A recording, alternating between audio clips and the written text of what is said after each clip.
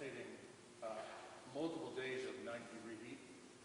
Is there going to be any adaptation to the masking protocol for schools as a result?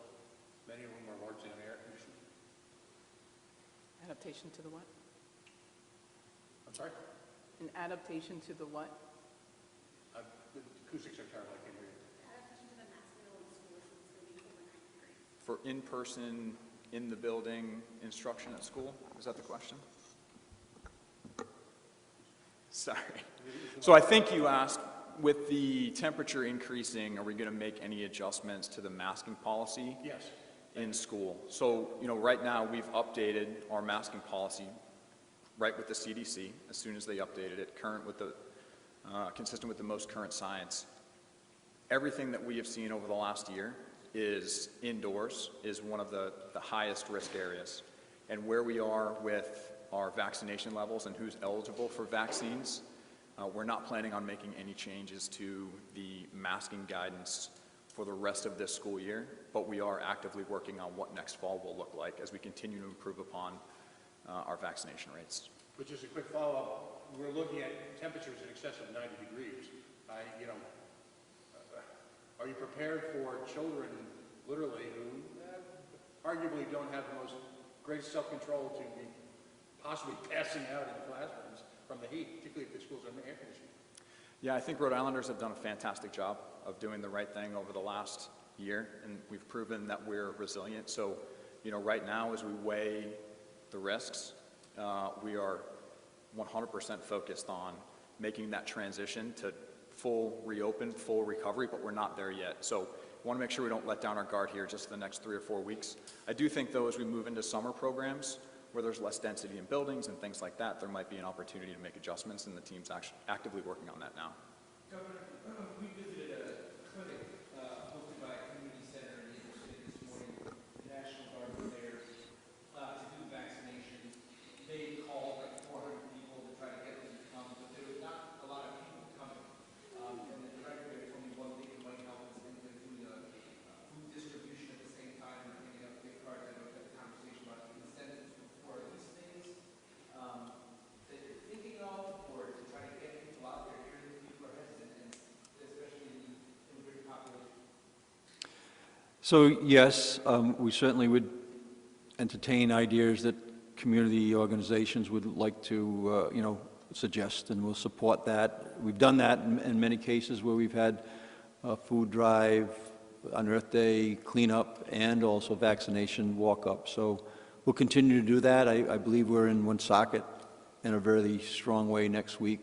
So anywhere where we identify where there's pockets of people to be able to get vaccinated. I mean, Tom mentioned before I came in here that we're at over 73% with one shot in the state. So the amount of people that we have to actually bring in is shrinking, but we'll do whatever it takes, as I said before, as long as it's legal, to make sure that it gets done. Is there any other way in terms of using that amount of federal money that's coming in, over $1 billion, to try to increase this effort, or how is that money being used to increase the effort to reach these last people who are maybe having?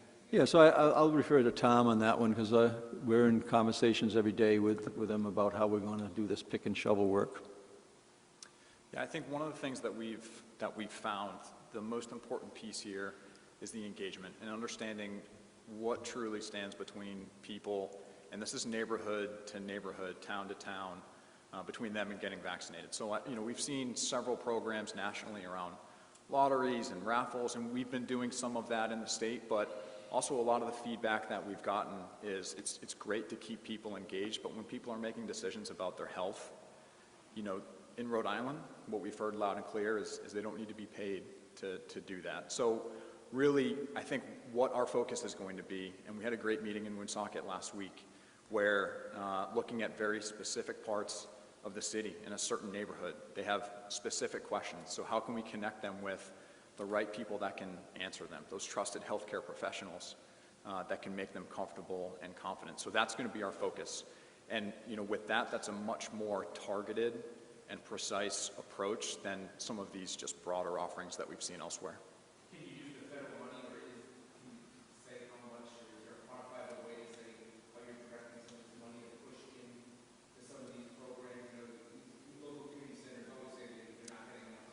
Yeah. Yeah, it's pretty broad, it's pretty extensive, so I think we can follow up with some of the detail on that. But I think the bottom line is we want to make sure that we are building that local capacity. That's who people trust. That's what has made us successful throughout this entire campaign. So anytime that we can build up our local partners, that's going to be our focus. Governor, upright Rhode Island has learned that during the pandemic, the Rhode Island Department of Corrections Director claimed they never visited the correctional facilities under her supervision. Do you have a comment on that? He's never entered the cell blocks or never entered any of the facilities. Yeah, if that's true, I think that, we're in a better position today to have those visits. I think it's on my schedule very shortly, right, that I'm going to be at the corrections and the training school.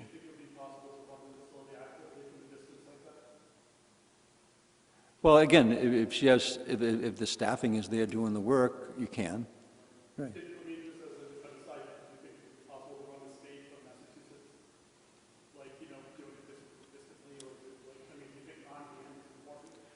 Well, I think that, and I've answered this a few times, I don't think you can do everything by virtual alone, and that's why I've been since I've been in office, I've been here every day, so. Governor, our understanding is that the state of emergency is still on the books. Yep. Is that correct, A? And B, are there plans to lift that? So it is, and we don't have a date specific on that, but that's a discussion that's ongoing, and we'll take one step at a time, and when it makes sense, we'll be lifting that emergency declaration. Yep. Doctor, for several weeks now, the White House now rapid tests have been available to purchase at CVS for anyone to take at home. Does this make the data inaccurate in any way, or do you have any sense as to how many cases the data may be missing because of those who are testing at home right now? Yeah. Increasing access to testing has been a critical focus, particularly as we are making progress that we're making in our COVID-19 response. So that involves the creativity of being able to use the tests more widely in other settings when it is possible, and it also involves additional work to help ensure that we are capturing the results in the way that works. So as long as people are informed on how to use the test accurately and appropriately, those results work well. We also have built into our system ways to confirm and follow up on those results as we are engaging with individuals who are positive. And we are also working to determine the best way to collect the data connected to it. There sometimes are adjustments that have to be made in determining what our denominator is, but as long as we have the numbers that are positive and are able to respond to them effectively to control spread, that's been a critical piece. In terms of vaccinations for kids now in Germany pushing forward, do you have any data as to how many 12 to 15-year-olds have gotten the vaccine? What's the demand there? We can get the number for you in terms of those 12 and over.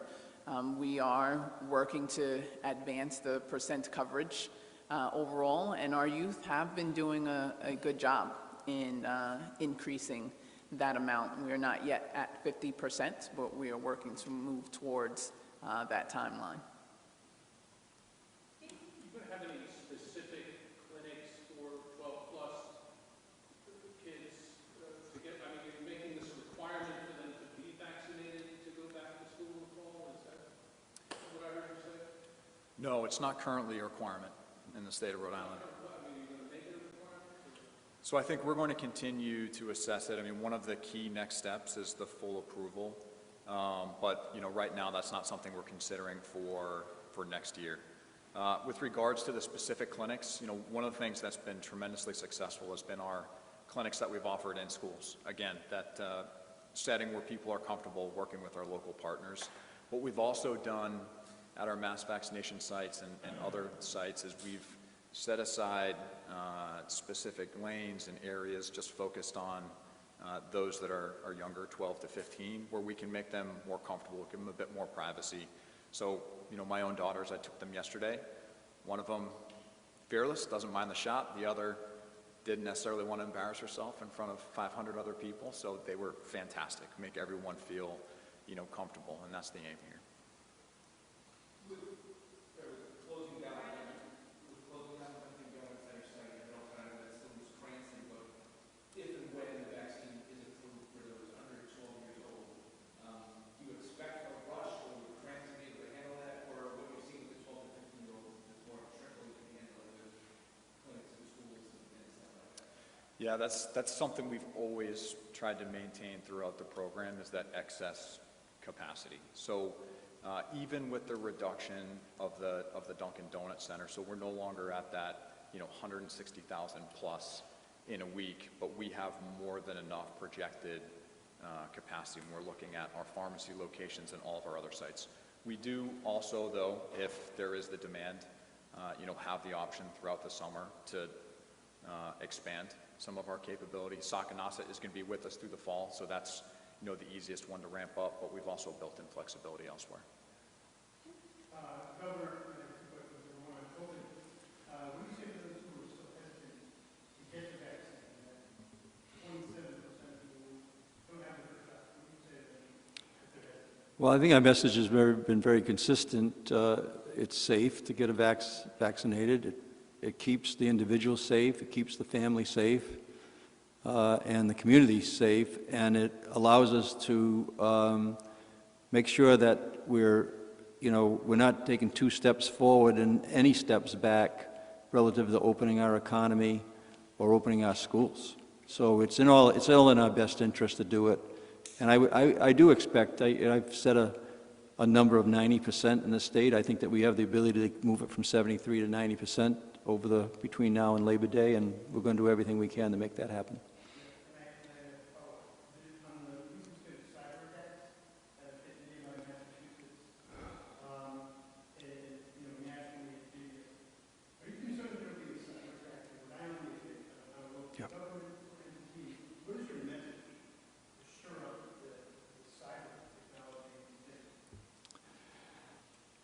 Yeah, I think that's one of the things that hopefully we're going to be able to use some of the federal dollars to address that. You know, it's no secret that our unemployment has been really hacked and attacked. We know that some of the recent grants that we put out for the businesses, there were people who were trying to play the system that we were able to stop. So you've got to be diligent. It's not just in the government, it's also in business, and those people who are out there, even in their homes, right? There's sensitive information that we have. We do our banking online, we do a lot of our personal finances online, a number of our personal information. We've got to be very guarded on it. From where I sit as government, we need to make sure that we're doing everything we can to protect the systems that we have in place, and we will do that.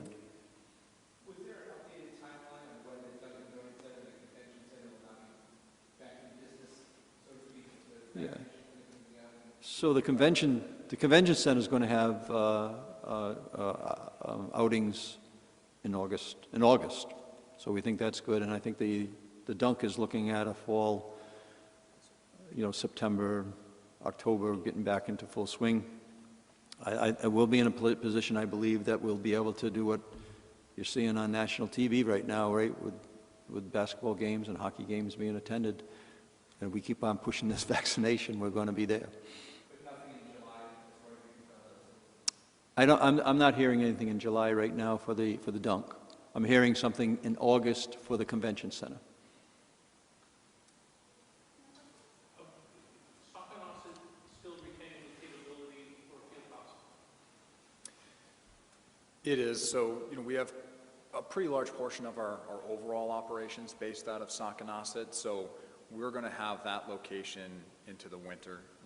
Again, we want to make sure, we're prepared going into the fall. Everything we do this summer, make sure that we never have to turn that field hospital back on. But we will have that there, make a decision, sometime in the fall on that.